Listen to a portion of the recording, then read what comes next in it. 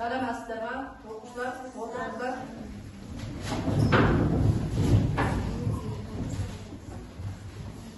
Қанекей балалар, үйге берген тапсырманы кім оқиды? Кәусар? Қазақ тілі еліміздің мемлекеттік тілі. Тіл тағдыры, ел тағдыры дегендей әрбір адам осы тілді үйренуі керек. Бұл Қазақстанда тұратын барлық халықты біріктіретін маңызды құрал. Тамаша, отыра ғой. Одан еді Кәусар. Қазақ тілі өте әдемі және бай тіл. Өзге тілдің бәрін өз тілді құрмете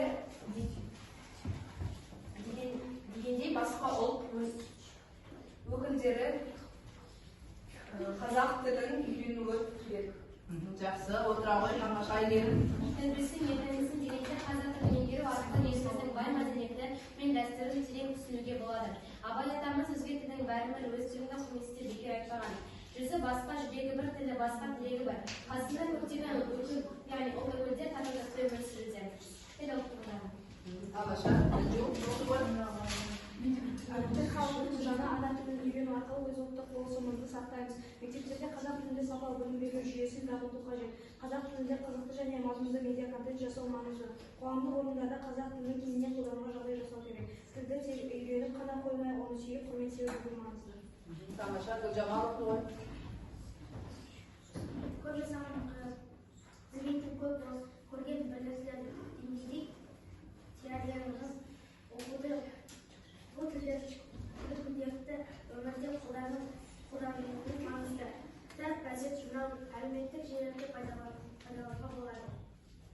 Күн сайын жаңа сөздерді үйреніп, жаңа жаттап алуға болады.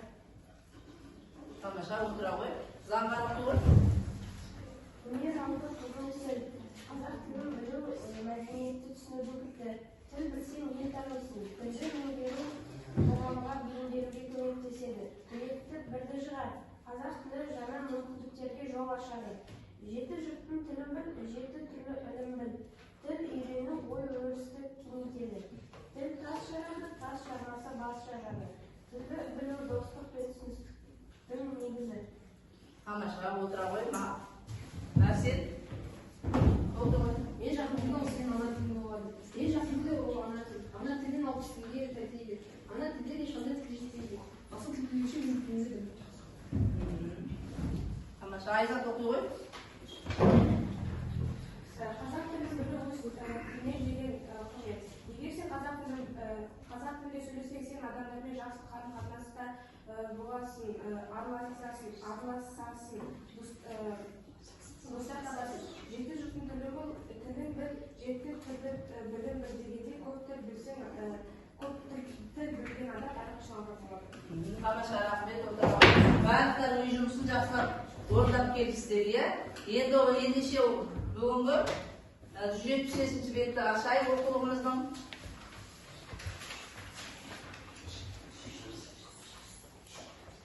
Бүгінгі сабағымыздың тақырыбы балалар Қазақстан ұлттар достығының ұйытқысы.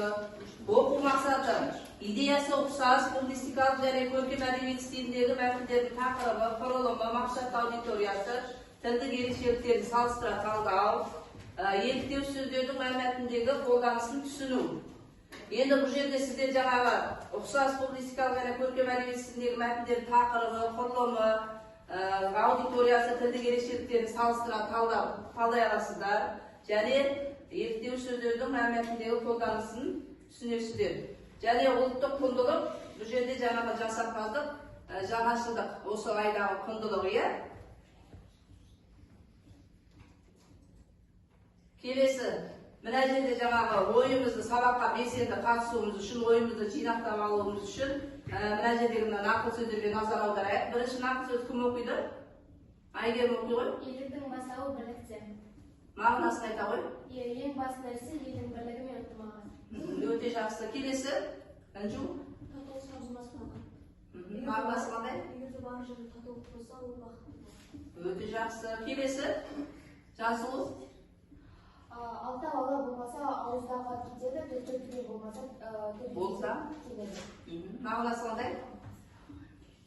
Мағынасын айта ғой. Егер біз Кім толықтырып айтып жібереді? Адамдар бір-бірлерімен келіспей, отырсалар ешқандай нәтижеге жетпейді.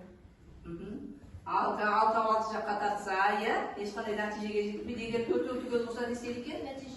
Нәтижеге жетеді, төбедегі бізге оралады екен. Келесі, Гүлжамал оқып қой. байлық емес, бірлік байлық. Бәрі қадына бірлікті туыс болып жетсе, онда байлықты сол жерде болады. Тамаша, келесі. Айзат. Бірлікті ел бұзылмас.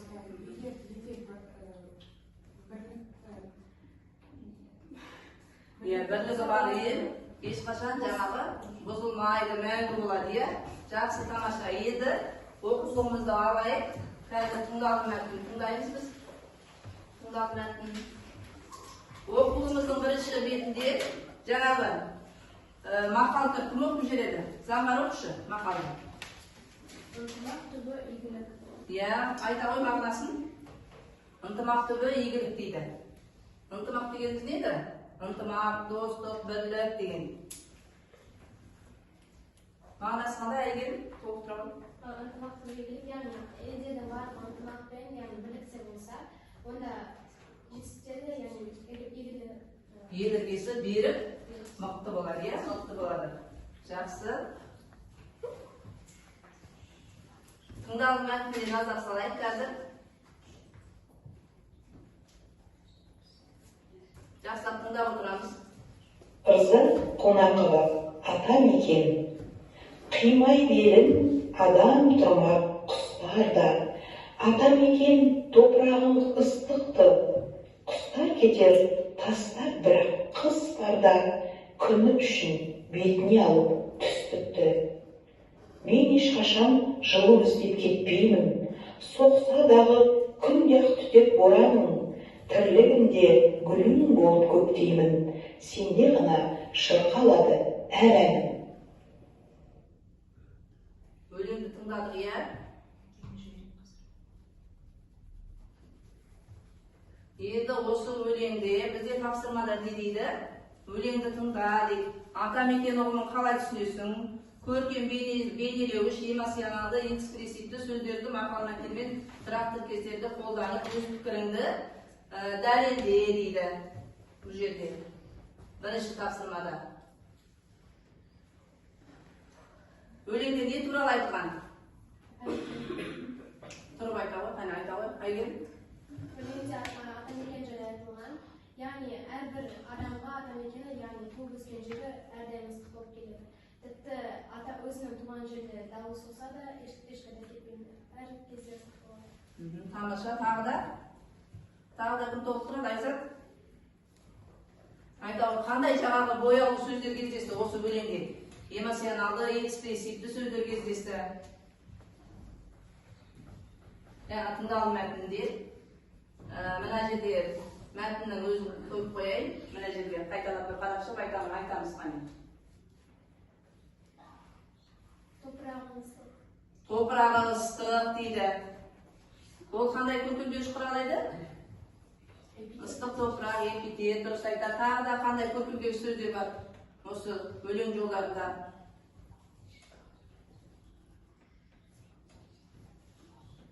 Мен ешқашан жылу іздеп кетпеймін, соқсадағы күнді ақ түтеп борамын дейді. Осы жерде, осы жолдарда қандай көркемдеуіш құрал бар? Ақ түтеп боран, боранның қандай екенін айтып тұр? Ақ түтеп боран дейді. Ол қандай еді бізде көркемдеуіш құралдың түрі? Эпитет, жақсы. Ақ түтеп боран соғып тұрса да, мен осы туған жерімнен ешқайда кетпеймін дейді. Одан кейін не дейді? Тірлігімде гүлің болып көктеймін, сенде ғана шырқалады әр әнім дейді. Бұл жерде не істейді тағы? Айтамыз балалар, Мағжан. Осы ата мекенде не істейді? Гүл болып не істеймін дейді? Көктеп, жадырап, не істейді? Жайнап тұрамын дейді. Сенде ғана, менің ән жырым сенде ғана шырқалады дейді. Сенен дауыл соқса да, жел соқса да, ешқайда не істейді? Кетпеймін дейді. Кетпеймін дейді. Жақсы, келесі бізде тапсырма, келесі тапсырма. Оқулықпен жұмыс жасаймыз, балалар. Үшінші тапсырма, мәтіннің шартын жазып оқып. Мәтінді тыңдалу мәтінмен салыстырып лингвистикалық және көркем әдеби стилдердің өзіндік ерекшеліктерін анықтау. Енді бұл жерде мәтінді бір рет оқып шығайық. Сәл бастаусар оқып, қалғанымыз тыңдап отырайық. Қазақ ежелден бауырмал ұлт нәсіліне қарамай жалпы адамзатты жақсы көреді.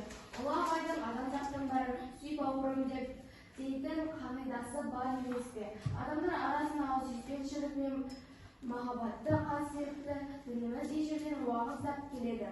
Онда бауырмалдық қонақжайлылық теңпейілділік бар ұлт қана ынтымағы жарасқан елге айналады. Кеңес үкіметі тұсында да ұлтаралық достықты басты ұстаным етті ғой. Сол кезде қалыптасқан халықтар достығы қазір де жалғасып жатыр. Қазақстан 100 ұлттың отаны деген қағиданы біз жүрегімізге құйып өскен ұрпақпыз. Тәуелсіздіктен кейін ол өзгеше сипат алды. Достықтың отаны Қазақстан гүлдене берсін. Мәтінде тағы жалпы не туралы айтылған? Қазақстан елі туралы айтылған. Тағы да? Қанша ұлт тұрады дейді? 100-ден астам ұлт өкілдері тұрады дейді. Тағы да? Яғни достықтың мекені туралы айтылған. Енді сіздерге алдарыңызда кесте бар.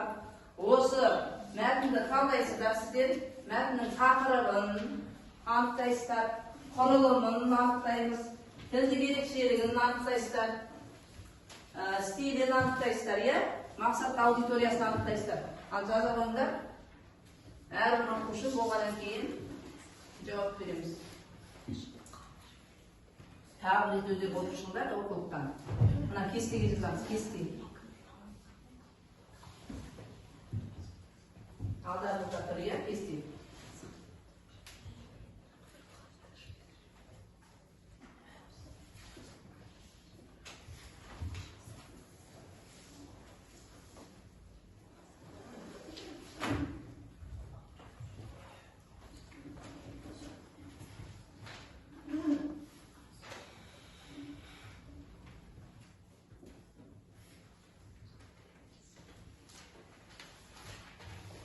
Тақырыбын жазасыздар, не жайында екенін, мақсат аудитория кімдерге арналған?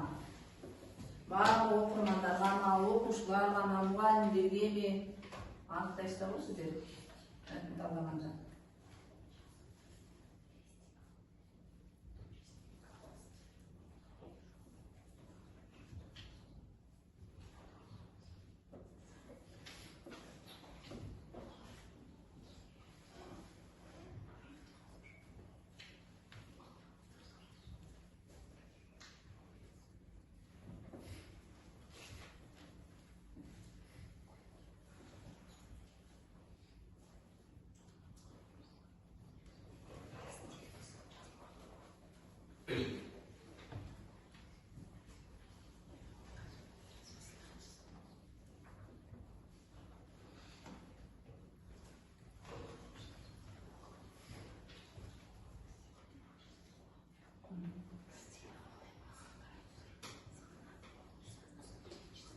Қандай жаңағы тілдік ерекшеліктері бар ішінде, мақал мәтел бар ма, нақыл сөз бар ма, тілдік ерекшеліктері.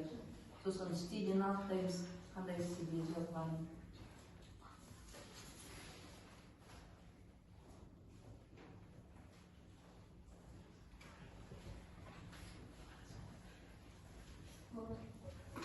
Кім болды? Оқи оған. Үшінші тапсырма тақырыбы. Қазақстан 100 ұлттың отаны. Мақсат аудиториясы. Мақсат қазақ жерін бүкіл әлемге таныту. Аудиториясы балаларға арналған. Құрылымы мақал мәтелдер, нақыл сөздер қолданылған. Тілдік ерекшелігі публистикалық стиль. Стилі, стилі, тілдік ерекшелігі ауыстырып қойыңыздар. Жақсы, тағы кім болды? Әлі жылдамда сұраулар.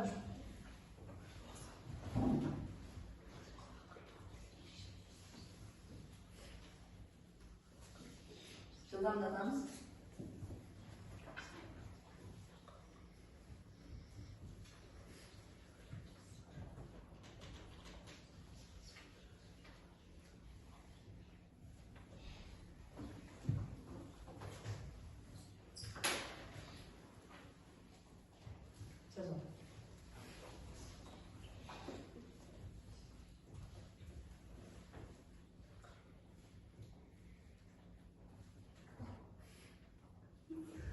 Ал кім болды қане? Балалар жылдамдатайық қане. Оқы ғой Кәусар. Тақырыбы достық оқығаны, мақсат аудиториясы барлық оқығандар. Құрылымы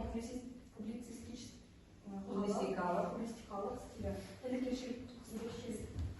локомотивдер Ұлыбайдың қағидасы. Тамаша. Жақсы. Бірінші топтан кім болды? Інжі оқы. Тақырыбы Қазақстан достықтың оқығаны мақсат аудиториясы барлығын бірдей дос болуына қатысты тек оқушыларға емес бәріне керек. Құрылымы публицистикалық стиль, автор ерекшелігі, нақыл сөздер мен мақал-мәтелдерді қолдану. Құрылымы дегенде сіздер стильді жазып қойып жатсыздар, балалар. Астында стиль деген жеке тұр ғой мына жерде міне. Стиль жеке. Құрылымы дегенде нені талдаушы едік? Мына құрылымы. Жаңағы мәтін қандай бөліктерден тұрады көруші еді? Неше абзац, сосын жаңағы қандай бөліктерден тұрады?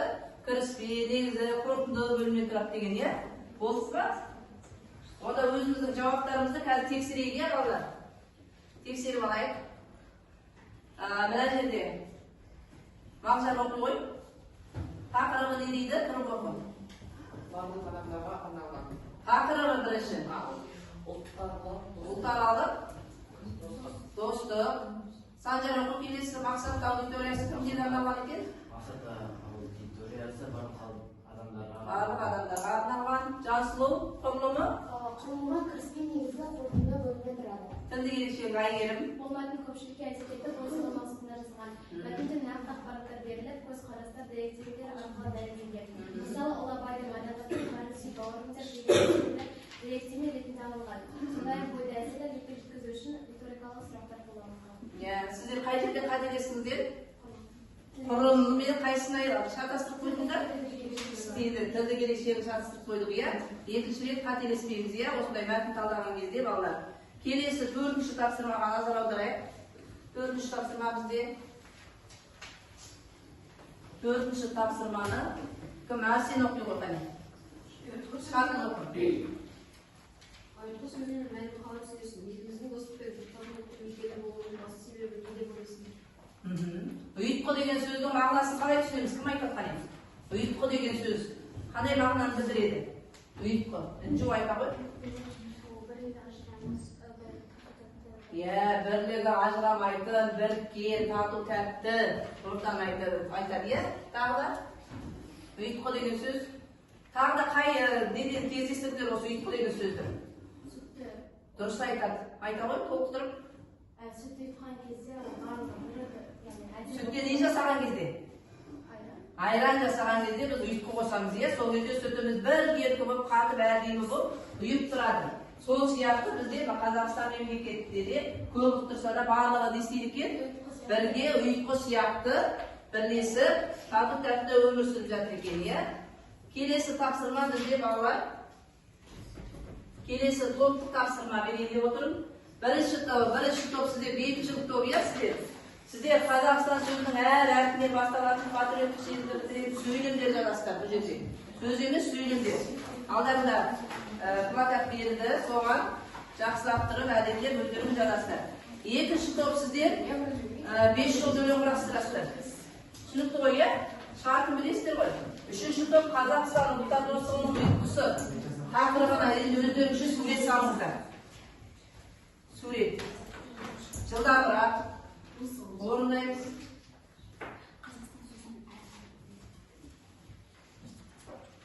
Әр топ жаңағы өзіміз айтқандай мәтінде кездескендей, ұйытқы,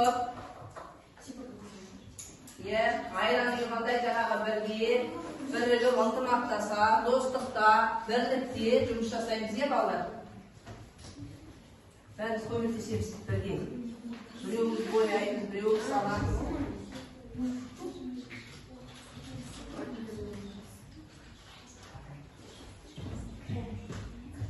5 жол өлең құрылымын білесіздер ғой, сіздер?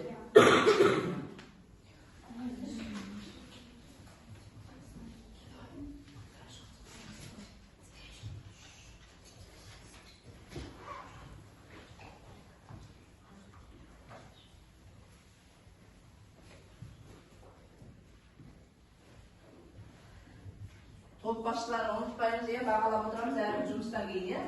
Çocuk toplarına okuşları bağlama otururuzlar. Biz sabahın sonunda bağlamada айтасыздар.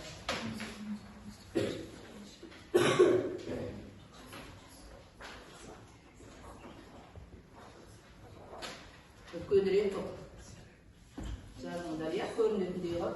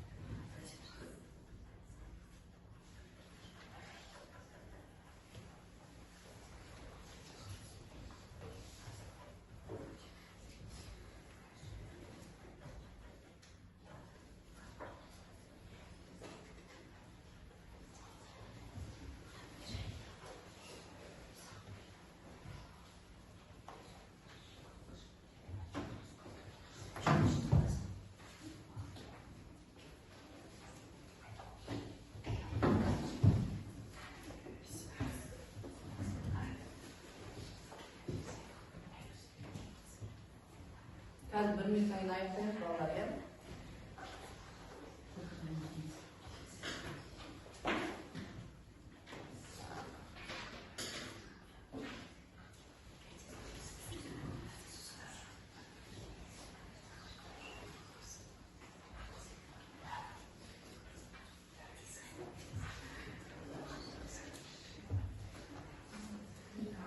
Bolsa bu vadis'ta ben de böyle bir hani. Quiero oír esto.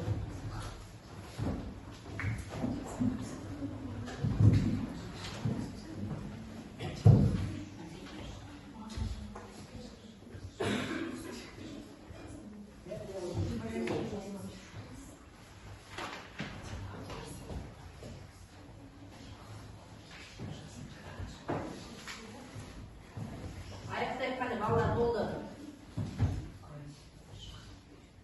Akil oldu işte.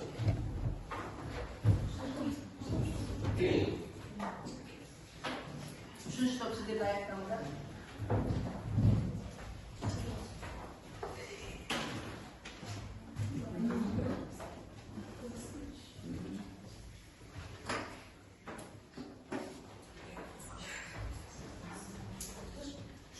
Akil oldu.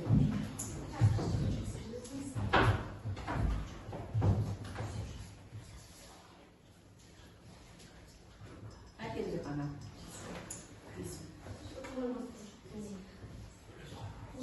Çocuk dolu. Bol dersin.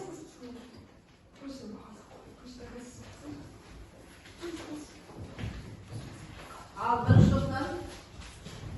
Bir şoktan iyi bir şok bir olur. Şokay. Jasama duruşumuzda. Bir olur.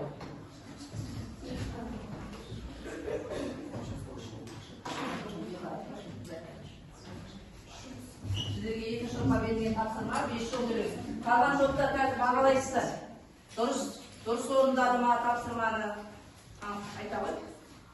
Біріншісі Қазақстан, екіншісі ел тәуелсіз, үшіншісі мекендейді, қорғайды, біріктіреді. Біріншісі Қазақстан, әсем және тәуелсіз мемлекет. Бесіншісі отан. Тапсырма дұрыс орындалды ма? 2 топ. Атына сай, атып келі жоқ па? Жақсы, отыра ғой. Келесі. Бірінші топ келі ғой. Бірінші топ келі ғой. Sizlerge берген тапсырма.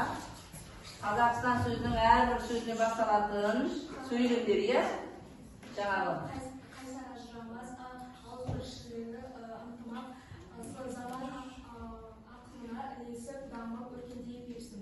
Азат еліміз қанат ұстай, қазақ тілі мәртебесі сақтай берсін, сан ғасырларда армандаған ел тәуелсіздік нұры. Тәуелді Қазақстан адал нұр намысты. Тамаша, отыра ғой, келе ғой. Үшінші топ. бұл жерде Қазақстан астар достығының ұйымшысы, яғни әр ұлт, яғни Қазақстанда жүздеген астам ұлттар бар, сыныптар бұл жерде Қазақстанның бірлігі, яғни Нені бейнеледіңіздер, әрбір деталды айта ғой. бұл жерде елтаңбаның, яғни күн, ашық аспан, яғни бұл жерде бізде әртүрлі ұлттар, Бірлігі жарасқан, иә? бұл жерде ұлттық домбыра, Картаны не шығалықтар? карта Қазақстанның Қазақстанның мемлекеті Қазақстанның картасы, иә? Күн бар екен, сұр тағы? Әр ұлттар.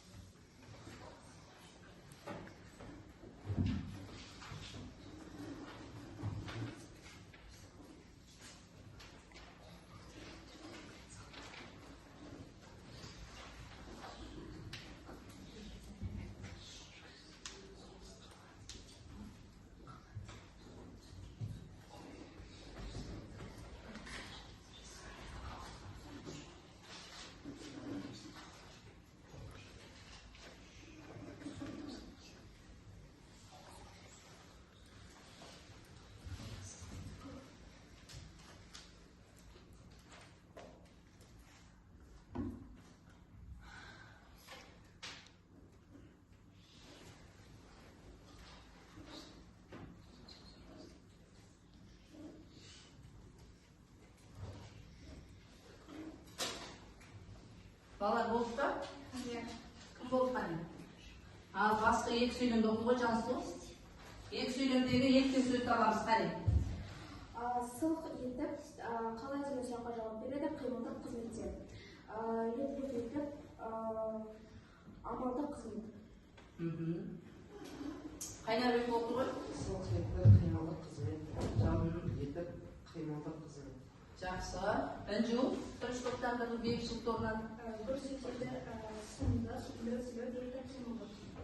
Тамаша. Үшінші топтан Sancar okuyup değil okuyor. Сол кезде ол бізде қалай деген сұраққа неседі жауап береді. Ол бізде қиындық болды. Dürüs. Жарқ етіп ол бізде сыныптас болды. Жақсы. Гүлжамал?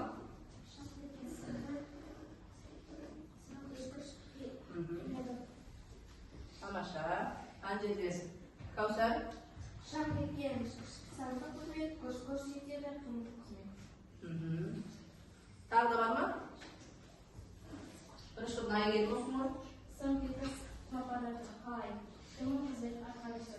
Шаг еткен қандай дауысы сындық қызмет.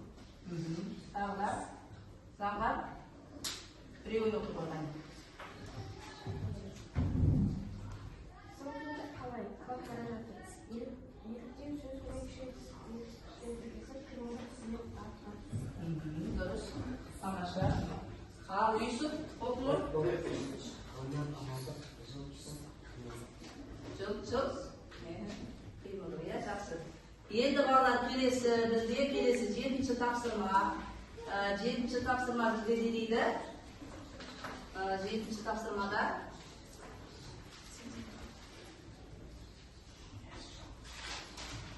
жүкпен жұмыс жасаймыз.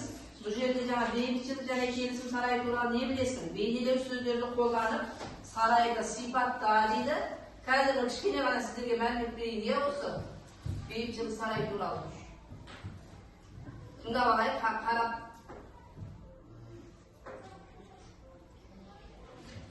Бейбітшілік және келісім сарайы Қазақстан халықтары достығы мен бірлігінің символы. Ашылу салтанаты 2006 жылдың 1-қыркүйегінде өтті. Құрылыс идеясы тұңғыш президент Нұрсұлтан Назарбаевқа тиесілі. Бұл әлемдік және дәстүрлі діндер басшыларының екінші съезі өткен орын. Жоба авторы белгілі британдық сәулетші Норман Фостер. Ғимараттың формалары алтын қима принципіне сәйкес салынған. Табан қабырғасының ұзындығы 62 метр. Ғимараттың биіктігі де 62 метрге тең. Пирамиданың төбесінде 130 көгершін бейнеленген үлкен шыны күмбез бар. Олар Қазақстанда өмір сүріп жатқан түрлі ұлт өкілдерін білдіреді.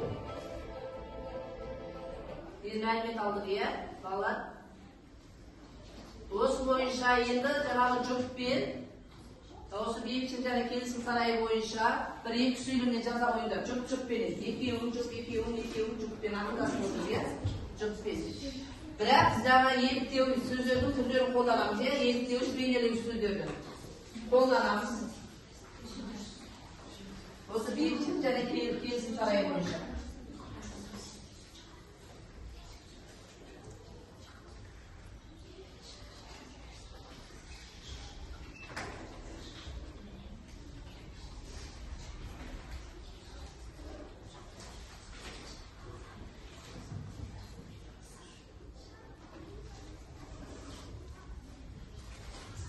Тыңдауға мәліметті сөйлемдеріңізге кірістіріп отырыңыздар. Содан жаза қойыңыздар. Екі сөйлем жетеді, үшінші мақсат.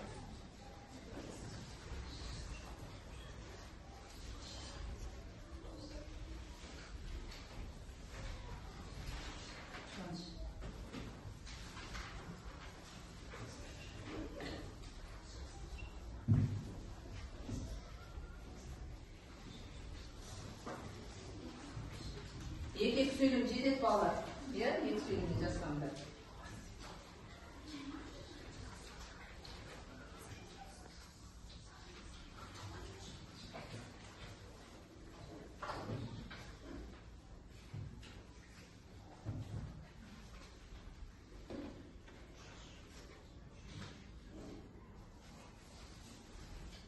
Болды ба? Жаз болып қой. Бейбітшілік және келісім сарайы Астана қаласында орналасқан. Ол 2006 жылы 1-қыркүйекте ашылды. Бейбітшілік және келісім сарайы ол өте әсем және керемет. Егер де оған күннің көзі түссе, онда ол әдемі болып жарқылдап, шаттана түседі. Жақсы, иә, жарқылдап деген ертек сөз қолданған екен. Байгерім оқи ғой. Бейбітшілік және келісім сарайы 2006 жылы 1-қыркүйекте салынған. Пирамида тәрізді ғимарат көбіне жалғасында өзгеше жарқырап тұрады. Тамаша. Тыныштықтан.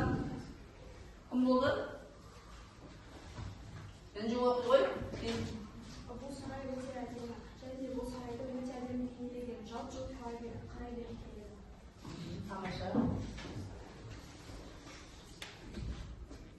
Ендеше балалар, біз келесі тапсырмамыз осы еліктеу бейнелеу сөздерді тағы да жаңағы толықтырып, жақсы миымызға қондыру үшін мынау жаңағы тапсырмаларды орындайық.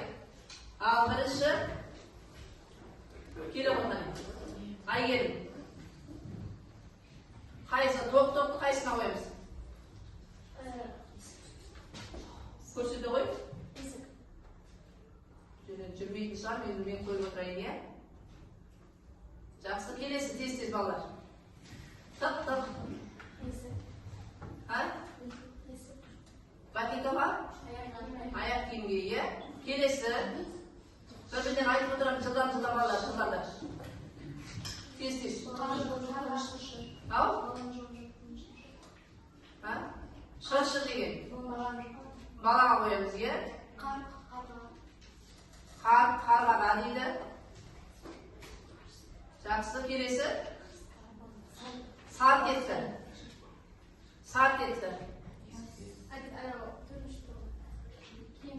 Есікте ме?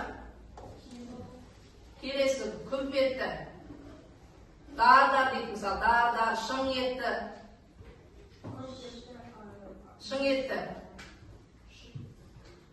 Келесі, жалп етті. Салп етті. Ана бастауша ертекте бар ғой? Күмп етті. Суға ма? Күмп етті, иә, жақсы. Салп етті. Ана күлкімен барға естерінде бар ма? Үрімшік салп етті дейді, иә? Арғай жалп етті. Дар дегеніміз. Жылдам ойлауымыз істейсіз. Ау?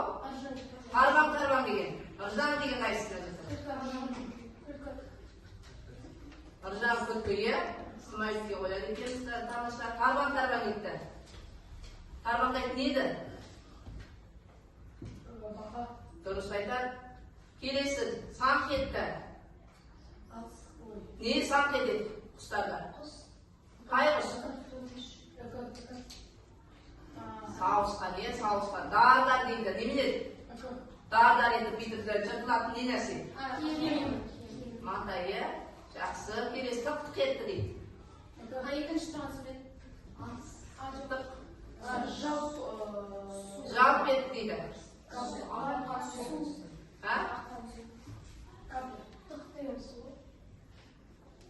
Біреуін ауыстырып айтып қойды ғой, жағынан. Әрі мынау жаңағы қасқырға не дейміз? Шайнап етті. Қалай шайнайды? Батыр бұтыр шайнайды дейді. Мына құс жалп етті қылады, е? Шың етті не? Құлақтар не істейді?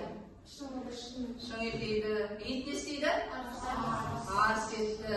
Тық еткен? Жаңбыр тамшысы, е? Жаңбыр тамшысы дейді. Қайсының соңында көрейік қана балалар.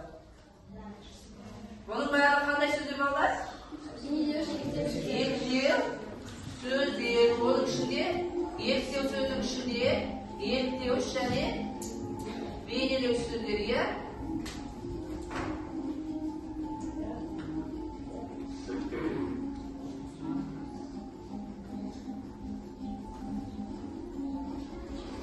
Ендеше балалар, бүгінгі сабағымыз қалай өтті екен, соны анықтау үшін сіздерге бүгінгі сабақты қаншалықты сіздер түсіндіңіздер, өткен сабақпенен байланыстырып қаншалықты меңгердік, тез өздеріңіздің жаңағы нелеріңізді басып қойыңыздар. Асып алды балалар.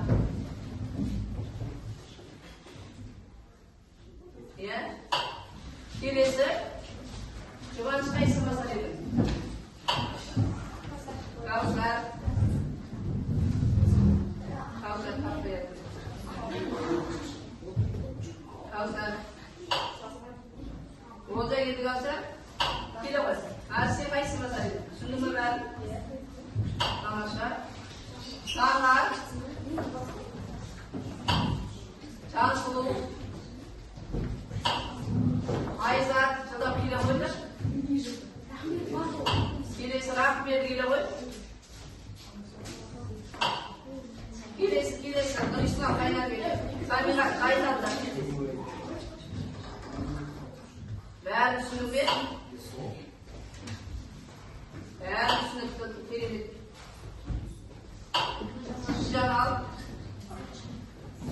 Санашы, Санжар, Маржан, Ержан, сен түсініп бер бәрі бар. Санашы, Үйсіп. Міне бүгін сабақты балалар бәрі түсініп келген ие. Енді бір минут уақыт отбасынан да бере қойсақ тез-тез. Жаңа кім қаншаға не алды? Жылдам айта қойсын. Айта қойсын. Иван Кужайкеров 10 балл, Олег Гансер 10 балл, Сабит Сандар 10 балл, Хайсан 8, Қажы 8. Жақсы, келесі. Қай топты дайын тезіп бағалай қойды? Айзат, жоқ ғой. Бағалай.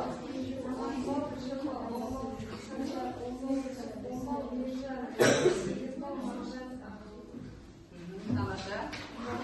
Келесі екінші топ. Бағалай қойсын.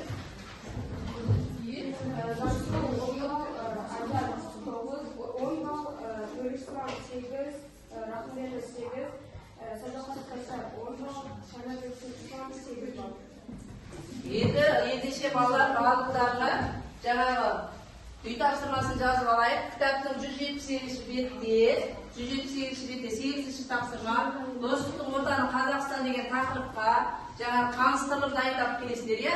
Презентацияда айтып келесіздер келесі сабаққа. Жақсы, рахмет, сау болыңыздар.